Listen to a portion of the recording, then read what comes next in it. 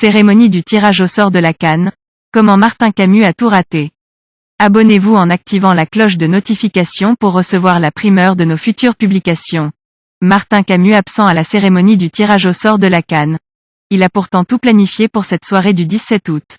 L'affaire Malika Bayemi a changé le cours de son destin en 2021 au Palais des Congrès de Yaoundé. Il n'aurait manqué cette soirée pour rien au monde. S'il pouvait revenir en arrière, il refuserait sûrement de recevoir Wilfried Eteki et Malika dans son bureau à la radio, Radi Sport Info. Ainsi le 16 juin 2021, aucune vidéo, ni des photos de lui en compagnie de Malika n'auraient circulé. Mais depuis ce jour-là, son destin a changé de route. L'expert analyste des questions de sport, qui a toujours porté un regard critique sur l'organisation de la compétition de football continental au Cameroun, est resté derrière les rideaux. Ce 17 août 2021, sa chaise est restée vide. Ses plateformes de réseaux sociaux sont très silencieuses. Martin Camus a rêvé de cette soirée où les grands du monde du football se rencontrent. Il s'est sûrement vu aux côtés de son ami Samuel Eto'o lors de cette cérémonie à rire, à discuter avec les ex-footballeurs, les délégations des pays participants à la CAN, à tirer quelques mots au président de la CAF pour qui la soirée a été une réussite. Martin Camus, l'homme qui aime les projecteurs, se retrouve derrière les écrans pour une affaire de publication de vidéos à caractère pornographique d'une jeune fille nommée Malika. Si le journaliste sportif a manqué à la cérémonie du tirage au sort, il ne veut manquer pour rien au monde sa passion première, le commentaire des matchs qui vont démarrer en janvier 2022.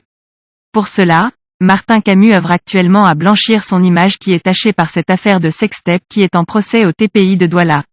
Lui et son ami Wilfried ont reconnu le 21 juillet dernier être à l'origine de la diffusion des images à caractère pornographique de Malika Bayemi. En attendant le dernier verdict du juge dans cette affaire, retour sur la vie du célèbre journaliste sportif. Martin Camus, le sacrifice, la gloire et la chute. Au Cameroun, l'homme n'est plus à présenter. Martin Camus, de son vrai nom Martin Fleuriol, fait partie de la crème des journalistes sportifs du continent.